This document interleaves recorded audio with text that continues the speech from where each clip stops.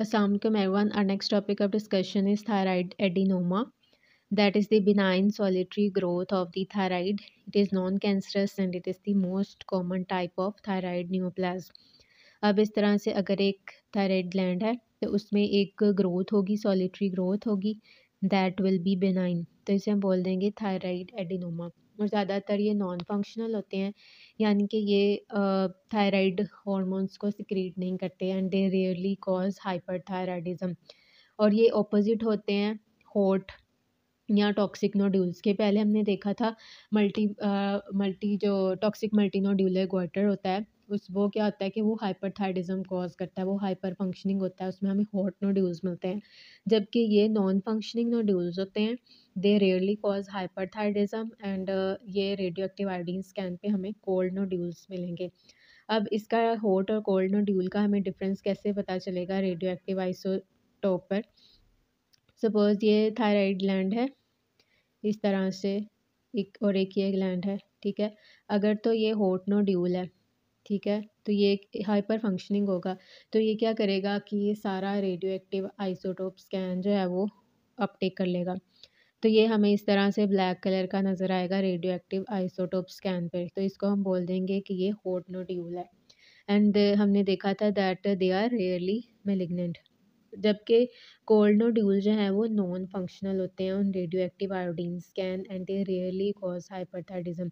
अब सपोज ये एक है कोल्ड नोड्यूल, ठीक है। अब ये कोल्ड नोड्यूल है हाई मतलब ये नॉन फंक्शनल है, ठीक है। तो अब इसने रेडियो एक्टिव आइसोटोप स्कैन को रीअपटेक नहीं किया, ये ऐसे ही रहा, जबकि जो सराउंडिंग नॉर्मल जो भी टिश्यू था उसने रीअपटेक कर लिया, सारे नॉर्मल टिश्यू ने रीअपटेक कर लिया, ठीक है, आयोडीन स्कैन पे। तो इस तरह से हमें एक स्ट्रक्चर मिल गया, एक कोल्ड स्ट्रक्चर मिल गया जिसने रेडियो एक्टिव आइसोटोप स्कैन को रीअपटेक नहीं किया, तो इसको हम बोल देंगे that it is a cold nodule that is non functional. So इस तरह से हम डिफरेंस करते हैं हॉट और कोल्ड नोड्यूल में। हॉट जो है वो टॉक्सिक होता है, कोल्ड जो है वो नॉन फंक्शनल होता है। अगर हम इसकी हिस्टोलॉजी देखें तो हिस्टोलॉजी में भी हमें इसकी फॉलिकुलर सेल्स ही मिलेंगे, हिस्टोलॉजी में फॉलिकुलर सेल्स मिलेंगे। अब इसमें एक सबसे इम्पॉर्टेंट पॉइंट जो है that how can we differentiate between follicular adenoma and follicular carcinoma, because follicular adenoma benign होता है और जो कार्सिनोमा है ये मेलिग्नेंट होता है। तो उसमें ये है प्रेजेंस और एब्सेंस ऑफ द कैप्सूलर और वॉस्कुलर इन्वेजन। अगर तो कैप्सूलर और वॉस्कुलर इन्वेजन है that means it is follicular carcinoma, और अगर इन्वेजन नहीं है it means it is benign and it is a thyroid or a follicular adenoma. Next comes the thyroid cancer.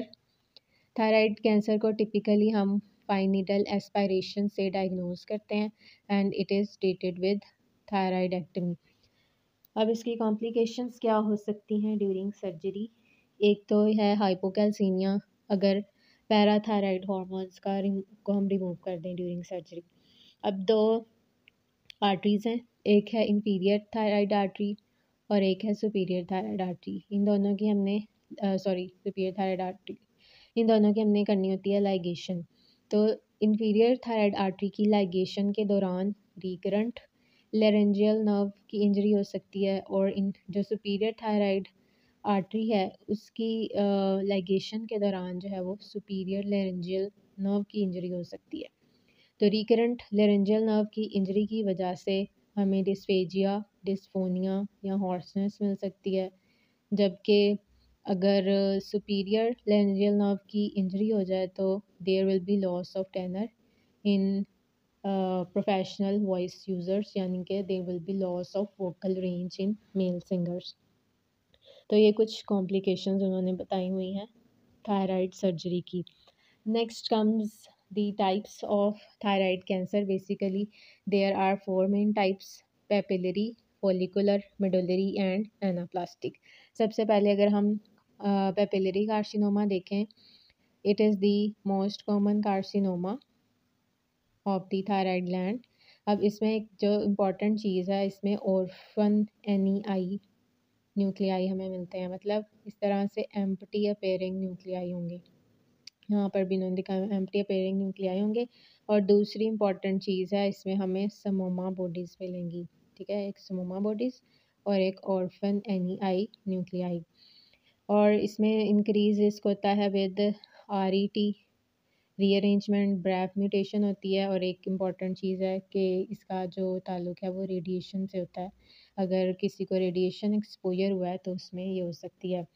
It is most prevalent और इसमें palpable lymph nodes होंगे। ये भी पूछ सकते हैं कि इसका स्प्रेड होता है वाया लिम्फ नोड्स और इसका प्रोग्नोसिस भी अच्छा होता है। Next comes the follicular carcinoma. Follicular carcinoma में भी अच्छा प्रोग्नोसिस होता है। ये हमने पहले ही देख लिया था कि इसमें इन्वेजन होगी थायराइड कैप्सूल की और वॉस्कुलेचर की। Unlike the follicular adenoma uniform folliculars होंगे। और ये इसका डिफरेंस है with papillary carcinoma. Papillary carcinoma में लिम्फ नोड से स्प्रेड हो रहा था, इसमें हिमेटोजेनस स्प्रेड है, ब्लड के थ्रू स्प्रेड हो रहा है। और इसमें जो है वो RET म्यूटेशंस थी, ब्रैफ म्यूटेशंस थी, जबकि इसमें जो है वो रास म्यूटेशन है। इसके अलावा ट्रांसलोकेशंस हैं, जीन ट्रांसलोकेशंस हैं।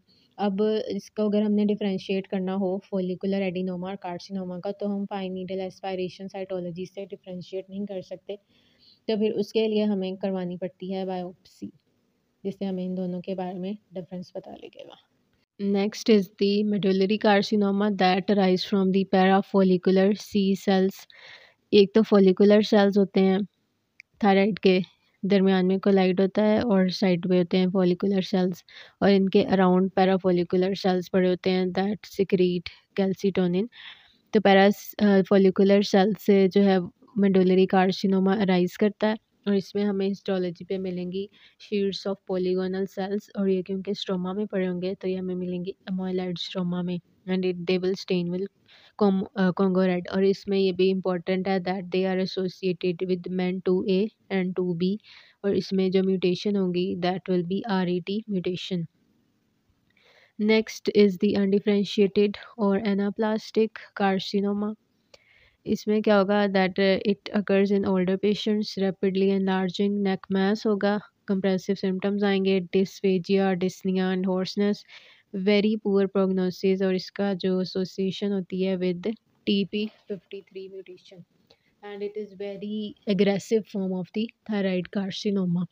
So that was all about thyroid carcinomas.